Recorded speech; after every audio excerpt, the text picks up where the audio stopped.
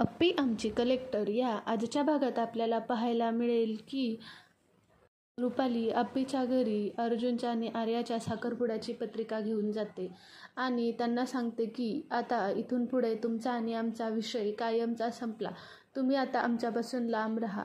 त्यावर अप्पीचे वडील बोलतात की अहो असं कसं रुपाली ताई, तुम्ही असं का बोलता. तेव्हा रुपाली बोलली, हे तुम्हाला सगळं याआधी नाही का कळालं. त्यानंतर रुपाली घरी जाते आणि अर्जुनशी बोलते. तेव्हा अर्जुनचे वडील दवाखान्यात असतात. तेव्हा तिथे रुपाली आणि स्वप्नील जातात. तेव्हा ते त्यांची समजूत काढतात. अर्जुन म्हणतो, असं कसं ताई, पण इतका लवकर साखरपुडा करायचा. त्यावर रुपाली म्हणते की का हो भाऊजी, का तुमच्या काही मागच्या लग्नाचं विसरायचं नाही आहे का. तर अर्जुन म्हणतो ते तर आहेच की. त्यावर स्वप्नील बोलतो की अर्जुन असं काही नाही, आता सगळं विसरून जायचं, मागचं सगळं डिलीट करायचं. त्यावर अर्जुन म्हणतो की असं कसं दादा, सगळं एकदम डिलीट होणार. त्यावर रुपाली आणि स्वप्नील म्हणतो, तू विसरलास का अप्पीनं काय केलं ते. त्यावर अर्जुन म्हणतो ठीक आहे दादा, साखरपुड्याची तयारी करा. त्यानंतर साखरपुड्याच्या दिवशी अर्जुन अप्पीला खूप फोन करतो, पण अप्पी मीटिंगमध्ये असल्यामुळे फोन उचलत नाही. त्यावर अर्जुन खूप चिडतो आणि खूप वेळ ट्राय करतो की तो अप्पीशी बोलेल. त्यानंतर त्यांचं काही बोलणं होत नाही. अर्जुन रागाने फोन करायचा बंद करतो आणि तिथे आर्या येते आणि आर्या म्हणते, मला तुला काही मागायचं आहे. त्यावर अर्जुन खूप चिडलेला असतो आणि बोलतो, बोल, तुला काय मागायचं आहे. त्यावर आर्या बोलते की इथून पुढे तू फोन करायचा नाही, कायमचा कधीच करायचा नाही. त्यावर अर्जुन चिडलेला असतो, त्यामुळे बोलतो की ठीक आहे, नाही करत, इथून पुढे फोन करणार नाही आणि तिच्या मागेही जाणार नाही. तसेच तेव्हा अमोल चुकून आपल्या बाबांच्या घरी जातो, अर्जुनच्या वडिलांच्या घरी जातो. तेव्हा तो बोलतो की आपली कुठं भेट झाली आहे का बाबा. त्यावर अर्जुनचे वडील म्हणतात की बाळा, आपण कुठं भेटलोय का. त्यावर अमोल म्हणतो, हो बाबा, आपण भेटलोय की झाडांच्या दुकानात.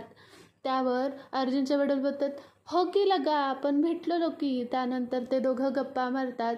त्यांना माहीत नसतं की अमोल हा त्यांचाच नातू आहे. त्यावर त्यांना असं वाटत असतं की ह्याचं आणि माझं एक वेगळंच नातं आहे. त्यावर अमोल परत घरी जातो आणि आईला विचारतो, आई, तुझी आणि बाबांची लव्ह स्टोरी सांग ना, कशी झाली.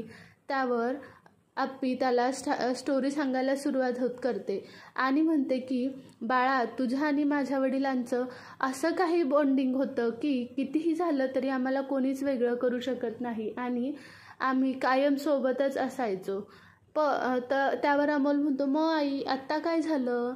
तर ती म्हणते, आत्ता काही नाही. त्यावर ती बोलते की अरे पण तेव्हा तो शहनशाह होता ना, पूर्ण शहनशाहसारखा होता. मग अमोल विचारतो, मग शहनशाह कुठं आहे मा.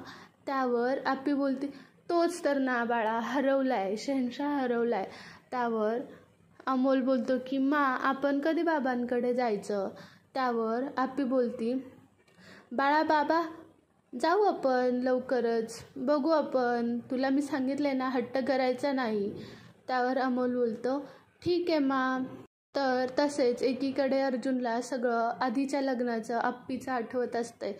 तो पूर्ण तयार नसतो.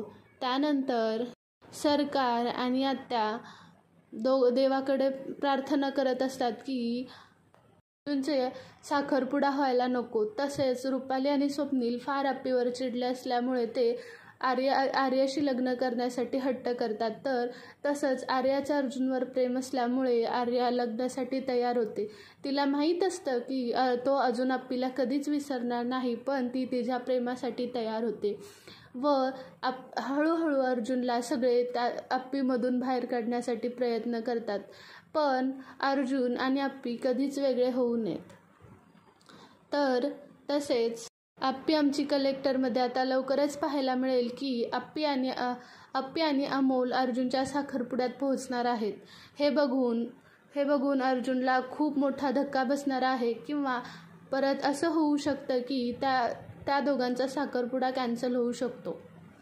तर तुम्हाला असेच पुढील नवीन एपिसोडच्या माहिती मिळवण्यासाठी प्लीज आपल्या चॅनलला लाईक करा, शेअर करा, सबस्क्राईब करा.